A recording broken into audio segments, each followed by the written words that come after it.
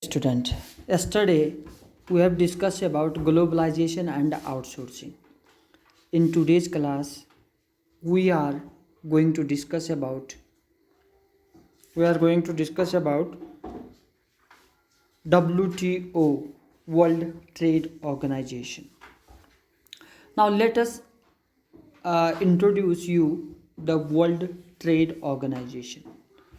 Before WTO, it was known as before establishment of WTO, it was known as GATT, General Agreement on Tariff and Trade, Tariff and Trade, GATT.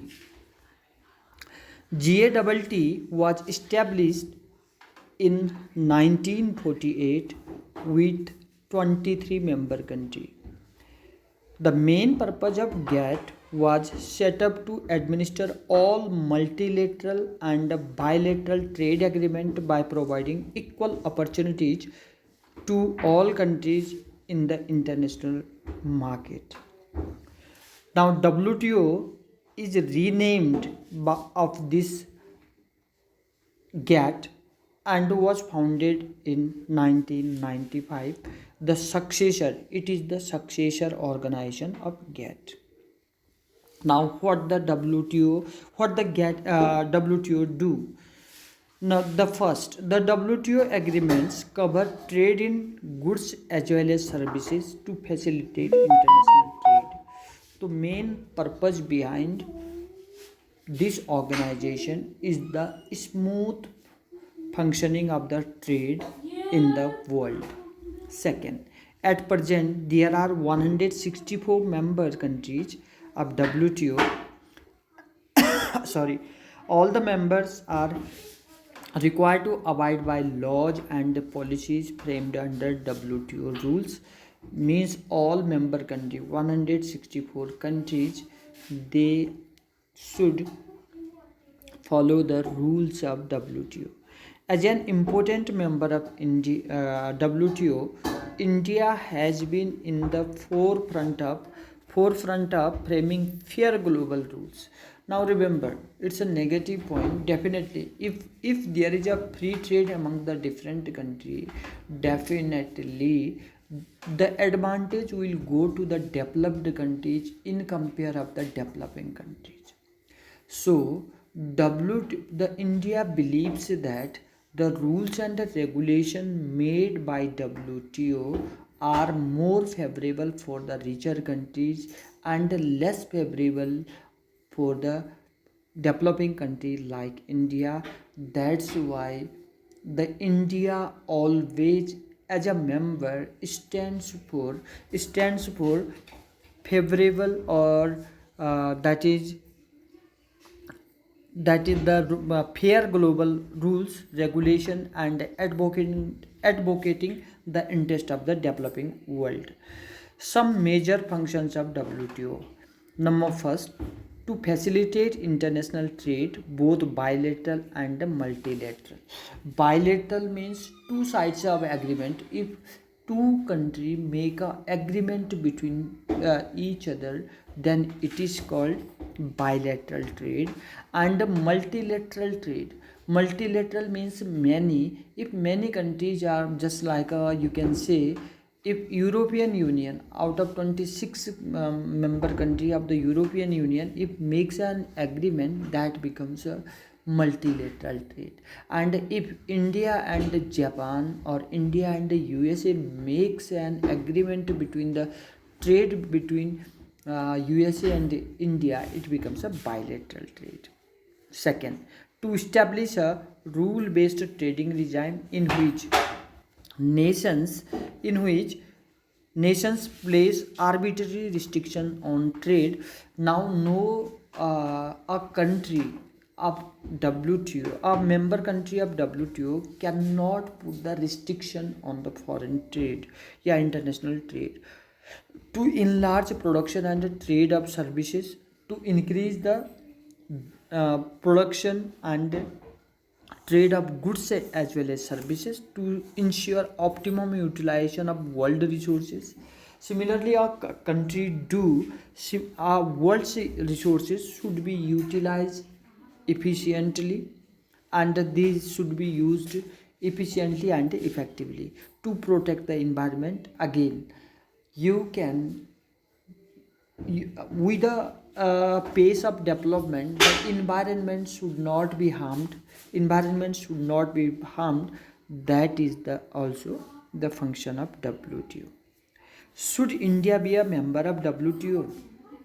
Now, some scholars are in view, some economists believes that there is a no use for developing country like India to be a member of WTO, because now developing countries are the dumping site of the developed country.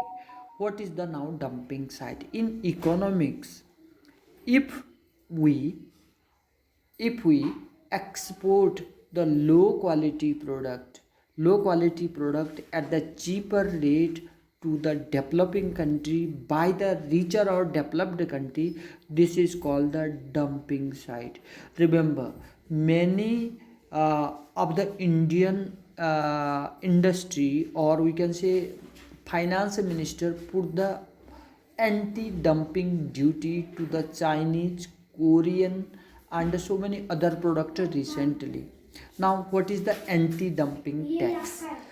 Anti-dumping tax: the goods which is produced in India and the same quality of the product, if it is imported from the Korea or Japan, then definitely it will going to hamper the Indian industry which is producing it. So, so what the government is planning, what the Ministry of Finance is planning, they are imposing the anti-dumping duty to such trade, such imports which are earlier produced, means which are already produced in India. That is anti. Now, second, major volume of international trade occurs among underdeveloped nations.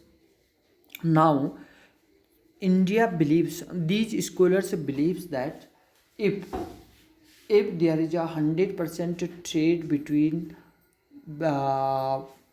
world, so 75% of the world trade will be covered by developed or richer nations.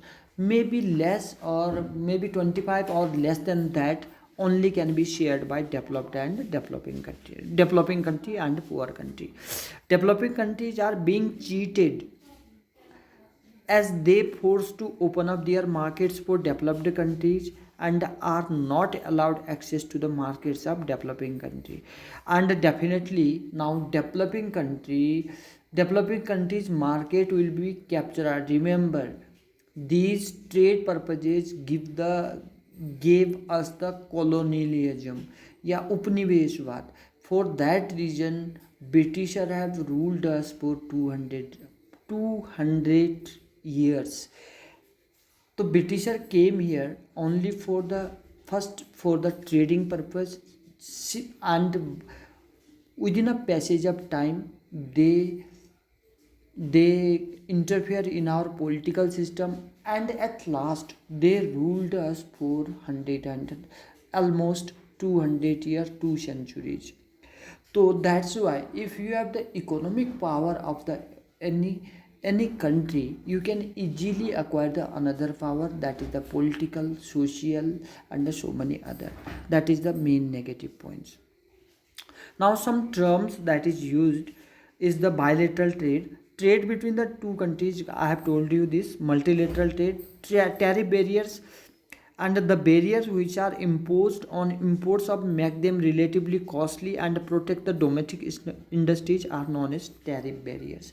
Tariff barrier simply means if you are imposing a tax so that your imports should be little bit costly, and you can promote to the domestic industry, so it is called the tariff barriers. Non-tariff barriers are those if it